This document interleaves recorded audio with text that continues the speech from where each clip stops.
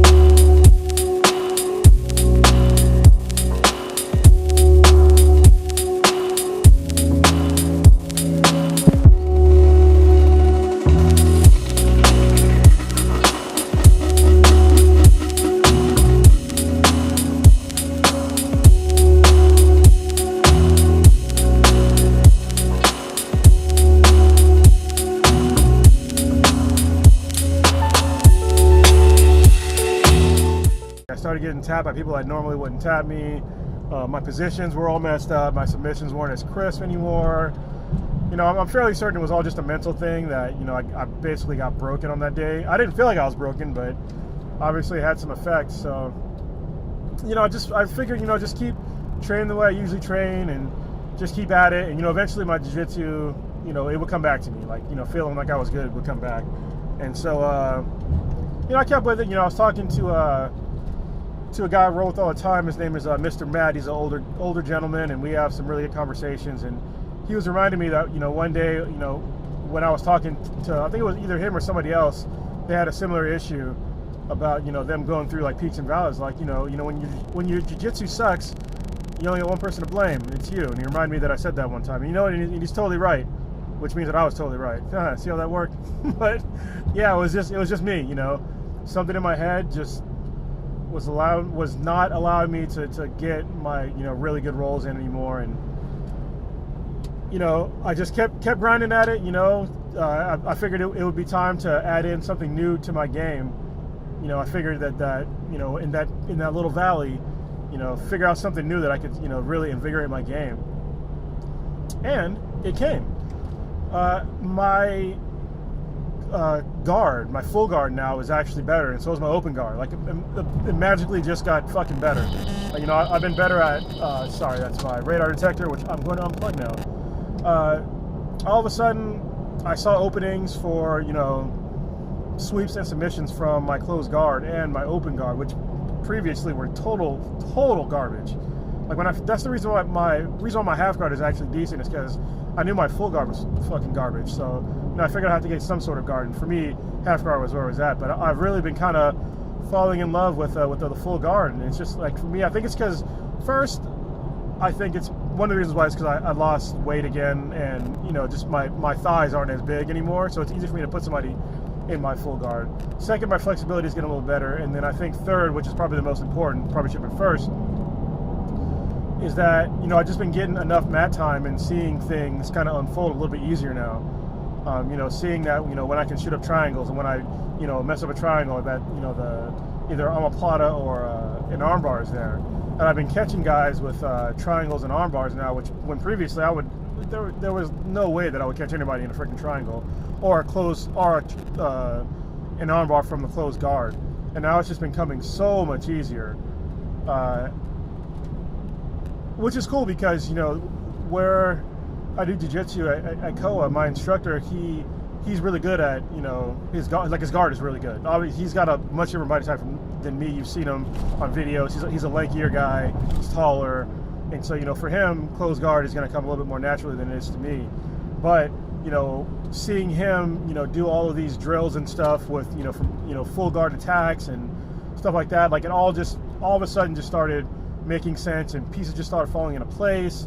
And all of a sudden, I'm throwing my leg up properly. You know, I'm getting positions right. You know, I can retain my full guard for a lot longer now. I'm not afraid to put somebody in my full guard. You know, so that's been really nice. And I really want to thank, you know, my instructor, you know, Mauricio, if you're listening to this. Thank you very much for just, you know, always showing, you know, putting an emphasis more on basics. Even though you show advanced stuff too, but it's really important to have basic stuff like full guard, you know, guard retention, you know, knowing how to do a basic arm bar, you know, a basic triangle. Because, you know, to be honest, when you're watching all these jiu-jitsu competitions, usually what wins is, you know, the more basic attacks. And, you know, I think the full guard it's basic, but it's complicated. You know, it's basic at first, but, you know, I think it's really only basic if you're basic with it. You know, like if your game is basic, then yeah, obviously your full guard game is going to be basic, and these attacks are going to seem rather basic, but they're really not. There's a lot of little tiny things that you can do in there that that'll make it more advanced, and, you know, you can lay your attacks in, you know, and really catch people when they think, oh, this is just a triangle. Well, oh, but now you got to set up for an arm bar. And then, you know, conversely, I've been working on some triangle defenses. One of the things that happened when I was in that valley of shittiness was I was getting caught in triangles a lot more. And I was just like, man, why am I getting caught in triangles again? Like, I thought I was over this, you know, blue belt now. I thought, you know, obviously I'm going to get caught in triangles by, you know, upper belts or whatever, but I was just getting caught in ones that were just stupid, just falling into stupid ass triangles. And so I worked on some new triangle defenses, and then also just remembering how to avoid, going back to basics again, how to avoid the triangle, really basic stuff like don't leave one arm in, one arm out, So I've been working on that, and I have a really cool escape now that actually I saw on a YouTube video by Garry Tonon. So he has a really cool triangle escape that I was surprised he didn't use it when he got caught by I think his nickname is Shoeface. He's in the UFC. He's actually a really good fighter, but I forget his actual name. But he caught him. Shoeface caught Garry Tonon in, I think it was EBI, with a flying triangle. But I'm pretty sure Shoeface's triangle was on a different level because he caught him in a flying triangle and it was like tight right away, so he didn't have a chance to do this defense. And I might do a video on like the way Garry Tonon explained it. Even though you can just go to his video. Just look up his video. Obviously, he's a black belt. He's way better than I am. Look up Garry Tonon's defense on triangle and like how he can on his triangle escape, and it's really cool. And it's one that I'm starting to use now and seeing some success with. It's a pretty neat little escape. You could do it in gi and in no gi, unless your leg is kind of trapped. It's kind of hard. If your legs are trapped, or somebody's like hanging on to like your pants, it's kind of hard to do. But you can still do, if you have one leg, you can do it, because I usually do it with just one leg. Once you see the video, it'll make sense. I'll link it in this video and in the podcast audio, so you guys will know what I'm talking about. But I kind of like that escape. It's something kind of innovative. It's probably not something new, because nothing's really new in jiu-jitsu. I've been told that everything has been around for a while, but it's new to me, so fuck it, I don't care.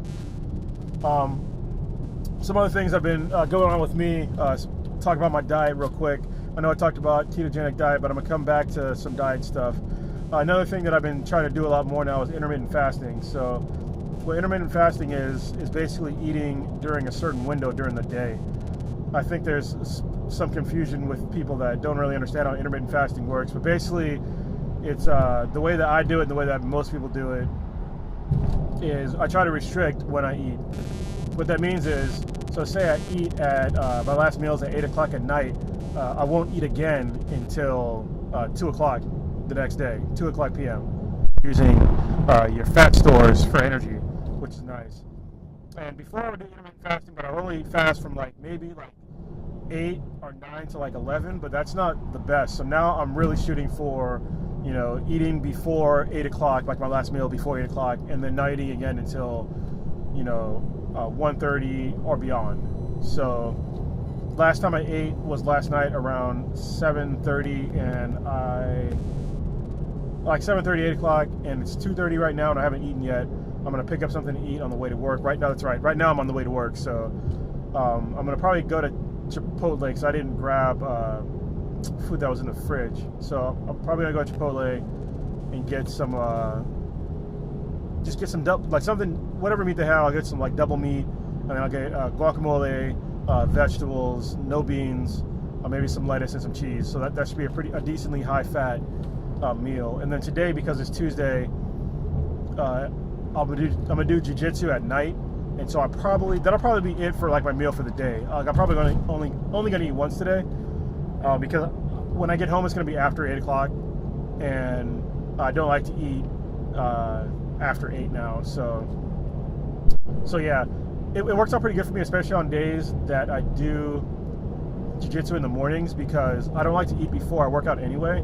And so what I'll do is that I'll have my pre-workout supplement. So I'll take the keto aminos, and then I'll also take a pre-workout from Optimum Nutrition. It's called Amino Energy. And then I looked it up, because when you're intermittent fasting, they say you can't go over 50 calories. That's what I've read. You're not supposed to go over 50 calories in that fasting phase. And so I have it measured out now, so when I'm doing my pre-workouts, it's exactly or just below 50 calories. So it's kind of nice. And so I'll take my pre-workouts right before, about an hour before I do jiu-jitsu. I do jiu-jitsu, and then I usually don't get home until about 2:30, and then I probably won't eat until about 3, sometimes even 4. And sometimes I'll only just do one meal in that day. So Thursday and Friday, and even Saturday, are the best days for me to do intermittent fasting, because I try to do it anyway, just to let you know, but I do longer intermittent fastings on days that I work out at around lunchtime or in the morning, because it just seems like my body doesn't really seem that hungry after I work out. I don't want to eat before I work out because honestly, I usually get bubble guts if I eat before I work out, and so it just works out for me. And so yeah, there's been actually a lot of research that show the positive effects of intermittent fasting, so if you guys can look it up.